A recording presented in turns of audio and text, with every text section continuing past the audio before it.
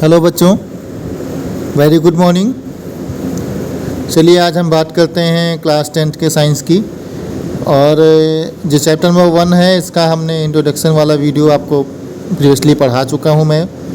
और आज हम बात करेंगे उसके नेक्स्ट पार्ट की, जिसमें हम कैसे केमिकल रिएक्शन को बैलेंस करते हैं, बैलेंस रिएक्शन क्या होता है, इनबैलेंस रिएक्शन क्या होता है, उसके बारे में आज आपको हम बताएंगे। चलिए बात करते हैं थॉट ऑफ द डे की। तो you define your own life, आपको अपनी लाइफ खुद डिफ़ाइन करनी है। Don't let other people right your script, मतलब किसी को मौका मत दीजिए कि लोग आपकी स्क्रिप्ट, आपकी लाइफ की जर्नी को डिफ़ाइन कर सकें कि आपको लाइफ कैसे जीना है। आपको लाइफ खुद जीना है और आप अपनी लाइफ को खुद से जिएंगे, और उस हिसाब से आप मेहनत करिए कि आपको अपनी लाइफ के डिसीजन खुद ले सकें। आज हम क्लास 10th की बात करने जा रहे हैं। जैसे हमने आपको बताया ना कि बैलेंस और अनबैलेंस केमिकल रिएक्शन आपको हम इसमें पढ़ाने वाले हैं। तो चलिए चलते हैं अपने वीडियो पे, अपने टॉपिक पे। उम्मीद करते हैं आप लोगों को वीडियो पसंद आएगा। तो अगर वीडियो पसंद आता है और आपको समझ में आता है तो आप प्लीज़ सीके लर्निंग्स को सब्सक्राइब करिएगा। बात करते हैं बैलेंस केमिकल इक्वेशन क्या होता है। बैलेंस केमिकल इक्वेशन बेटा एक केमिकल रिएक्शन है जिसको हम केमिकल फार्मूला और सैंपल के थ्रू हम जो है रिप्रेजेंट कर रहे होते हैं।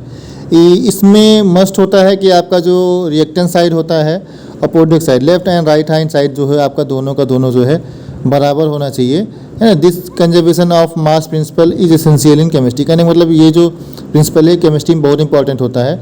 अगर केमिकल रिएक्शन को बैलेंस करना है तो हमको कॉम्प्लेक्स को मॉलिक्यूल को सबसे पहले लेना होता है, उसके बाद हमें मेटल्स को करना होता है नॉन मेटल्स के पहले, फिर हमको फ्रैक्शन लेना होता है, फिर टैली ऑफ एटम्स को टैली करना होता है, कोएफिशिएंट मतलब जो नंबर वाले प्रोडक्ट होते हैं उनके साथ जो जुड़े होते हैं, जैसे 2H के साथ H लगा है वो कोएफिशिएंट हो गया, उसको हम देखते हैं। फिर उसके बाद हम केमिकल रिएक्शन को बैलेंस करते हैं। चलिए आपको एग्जांपल दिखाता हूँ मैं। जैसे कि H2O2 आपका क्या बनता है, H2O बनता है। तो 2 अगर इसको हम क्या करेंगे 2 से मल्टीप्लाई कर देंगे, 2H2 + O2 = 2H2O बन जाएगा। आपका केमिकल रिएक्शन बैलेंस हो जाता है। हम कोएफिशिएंट को देखते हैं, ठीक है बेटा। मैं इंग्लिश डिफिनेशन पढ़ नहीं रहा हूँ क्योंकि हमारी स्लाइड काफ़ी तेज़ी से फास्ट फॉरवर्ड मोड में भागती जा रही है, तो हम हिंदी में आपको एक्सप्लेन करते जा रहे हैं। आप वीडियो को यूज़ करके देखते रहिएगा। आपके सामने कुछ और एग्जांपल्स हैं कि जो कि केमिकल रिएक्शन इक्वेशन आपके बैलेंस्ड हैं। जैसे कि CH4 + O2 = क्या हो जाएगा, CO2 + 2H2O।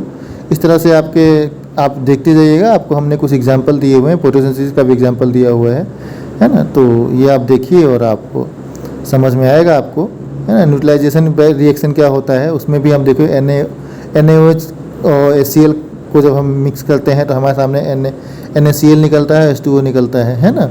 अगर सिंथेसिस ऑफ अमोनिया की बात करते हैं तो N2 + H2 को मिक्स करते हैं 2NH3 निकलता है, आपका अमोनिया बनता है आपको।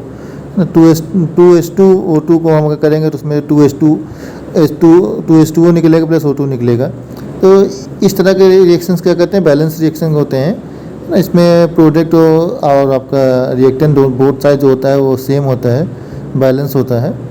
आप 10th क्लास में हैं, आपको आइडिया होगा, फिर भी आप थोड़ा सा आपको रिवाइज करवाते चल रहे हैं। एक्सरसाइज भी करवाएंगे, अभी हम लोग स्टार्टिंग फेस में हैं।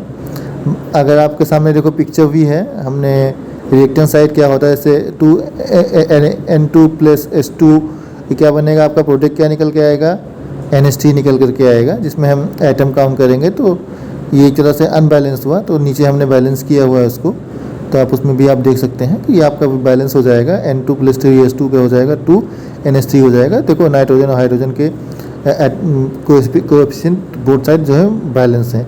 अनबैलेंस में क्या होता है कि बोथ साइड अनइक्वल होते हैं, जैसा कि आप बैलेंस और नाम से ही मालूम होता है बैलेंस क्या होता है, अनबैलेंस क्या होते हैं। तो ये क्या होता है, इसमें क्या होता है कि number of atoms of elements are not equal on 2 sides of the reaction. मतलब कहने का मतलब दोनों साइड जो होते हैं इनके रिएक्शन के अनबैलेंस केमिकल रिएक्शन में इसमें इक्वल नहीं होते, है ना। और बात करते हैं कि मेक श्योर करते हैं कि इक्वेशन में जो चीज़ें होती हैं, G का क्या मतलब होता है, G गैस को रिप्रेजेंट करती है, L लिक्विड को रिप्रेजेंट करती है, S सॉलिड को रिप्रेजेंट करती है, और AQ एक्वस सोल्यूशन जो कि लिक्विड सोल्यूशन होता है उसको रिप्रेजेंट कर रहे होते हैं। तो ये आपको रिएक्शंस में ऐसे छोटी छोटी चीज़ें लिखी होती हैं आपको रिएक्शन अंडरस्टैंड करने के लिए ये बाकी अगर आपको रिक्वायरमेंट हुई तो हम आपको बोर्ड पे भी बैलेंस रिएक्शन को जो बैलेंस करके दिखाएंगे आपके सामने। हमने अनबैलेंस के भी एग्जांपल लिए हुए हैं, जो कि बैलेंस में जो हमने पहले लिया हुआ था सेम उसी का हमने अनबैलेंस रिएक्शन लिया हुआ है। जैसे ऑक्सीडेशन ऑफ आयरन जो होता है अनबैलेंस रिएक्शन होता है ना। तो इस तरह के हमने चीज़ें आपको लिए हैं, तो उसको बैलेंस कर सकते हैं इसको हम, लेकिन हमने आपको हम अनबैलेंस पढ़ा रहे हैं तो उसका अनबैलेंस के हिसाब से हमने आपको एग्जाम्पल दिए हुए हैं। और ये आपके सामने हमने एक्सरसाइज दी हुई है, आप एक बार इसको बैलेंस करके देखिएगा, इन रिएक्शंस को प्रैक्टिस करिएगा। प्रैक्टिस करेंगे तभी आपको आएगा। बहुत बेसिक चीज़ है, कोई ऐसा बहुत टफ नहीं है कि आपको आए ना।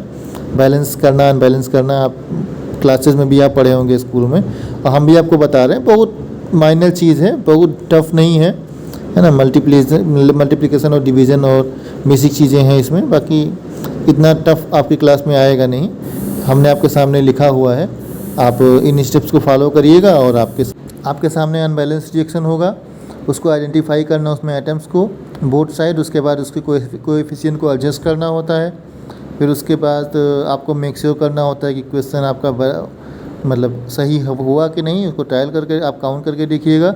फिर आप बैलेंस इक्वेशन को आपको लिखना होता है ना। हमें ज्वाइन करने के लिए थैंक यू आपका। बने रहिएगा हमारे साथ। आपको हम बैलेंस रिएक्शन के कुछ और एग्जांपल्स आपको नेक्स्ट वीडियो में आपको समझाएंगे हम। उम्मीद करते हैं आपको वीडियो अच्छा लगा होगा। मिलते हैं नेक्स्ट वीडियो में। Thank you so much. और एक्सरसाइज ज़रूर सॉल्व करिएगा और कमेंट में बताइएगा आपको एक्सरसाइज सॉल्व करके आपको कैसा लगा। चलिए मिलते हैं नेक्स्ट वीडियो में। धन्यवाद।